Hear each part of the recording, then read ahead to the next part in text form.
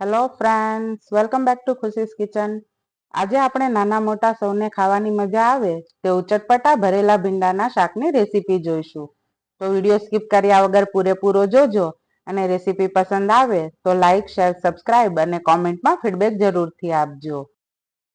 ચટપટા ભરેલા ભીંડાનું શાક બનાવવા મેં અહીં 250 ગ્રામ ભીંડા લીધા છે.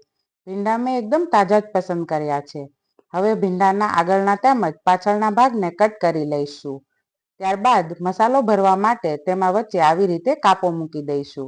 બધા ભીંડાને આવી રીતે કટ કરી લીધા બાદ તેમાં ભરવા માટેનો મસાલો તૈયાર કરી લઈએ. ભરેલા ભીંડાનું શાક ચટપટું બને તેના માટે મસાલો તૈયાર કરવા સૌપ્રથમ મેં અહીં 1 કપ જેટલું ખાટું મીઠું ચવાણું લીધું છે, જેને અધકચરું વાટી લીધું છે. ત્યારબાદ તેમાં લીલા ધાણા, ધાણા જીરું પાવડર તેમજ સ્વાદ અનુસાર મીઠું અને તૈયાર કરેલ લસણવાળી ચટણી એડ કરી બધું મિક્સ કરી લઈશું. ત્યારબાદ તેમાં 1 ટેબલ સ્પૂન જેટલું તેલ એડ કરી ફરીવાર મિક્સ કરી લઈશું. તેલ મિક્સ થઈ જાય એટલે તેમાં અડધો લીંબુનો રસ તેમજ 1 ટીસ્પૂન જેટલું બુરું ખાંડ એડ કરી ફરી સરખી રીતે મિક્સ કરી મસાલો તૈયાર કરી લઈશું. મસાલો એકદમ સ્પાઇસી અને ચટાકેદાર બન્યો છે.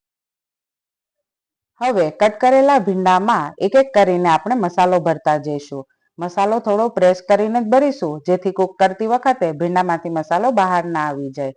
બધા ભીંડામાં આવી જ રીતે આપણે મસાલો ભરતા જઈશું. બધા ભીંડામાં મસાલો ભરાઈ ગયો છે તો આપણી પાસે થોડો મસાલો વધ્યો છે, જેને આપણે પાછળથી એડ કરવા માટે રહેવા દઈશું. હવે મસાલો ભરેલા ભીંડાને આપણે એક નોનસ્ટિક પેનમાં સરખી રીતે ગોઠવી દઈશું.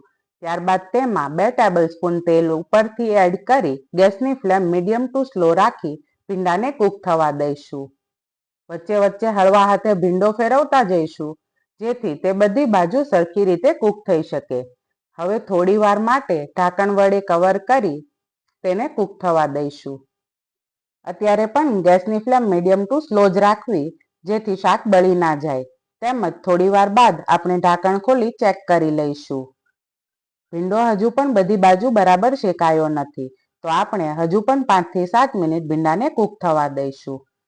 5 થી 7 મિનિટ થઈ જાય ત્યારબાદ આપણે જોઈશું તો ભરેલો ભીંડો સરખી રીતે બધી બાજુ શેકાઈને તૈયાર છે. તો તેમાં આપણે અગાઉ તૈયાર કરેલો મસાલો કે જે ભીંડો ભરાતા વધ્યો હતો તે એડ કરી દઈશું. ત્યારબાદ તેમાં 1 કપ જેટલી છાશ એડ કરી સરખું મિક્સ કરી લઈશું અને ફરી ઢાંકણ વડે કવર કરી 2 મિનિટ માટે કૂક થવા દઈશું. તમારે જો ગ્રેવીવાળું શાક કરવું હોય તો તમારે 2 કપ જેટલી છાશ એડ કરવી. તમે જોઈ શકો છો આપણું સ્પાઇસી અને ચટાકેદાર ભરેલા ભીંડાનું શાક તૈયાર છે. હવે ગેસની ફ્લેમ બંધ કરી ભરેલા ભીંડાના શાકને સર્વિંગ બાઉલમાં લઈ લઈશું. ત્યારબાદ તેના પર લીલા ધાણા સ્પ્રિંકલ કરી ગાર્નિશ કરી લઈશું. ભરેલા ભીંડાનું શાક લગ્ન પ્રસંગે પણ બનાવવામાં આવે છે, તેમજ પૂરી કે રોટલી સાથે ભરેલા ભીંડાનું શાક ખાવાની મજા પડી જાય છે. તો તમે પણ મારી રેસીપીથી એકવાર ઘરે ભરેલા ભીંડાનું શાક જરૂરથી બનાવજો અને કોમેન્ટમાં જરૂરથી જણાવજો કે તમારું ભરેલા ભીંડાનું શાક ચટાકેદાર અને સ્પાઇસી બન્યું કે નહીં.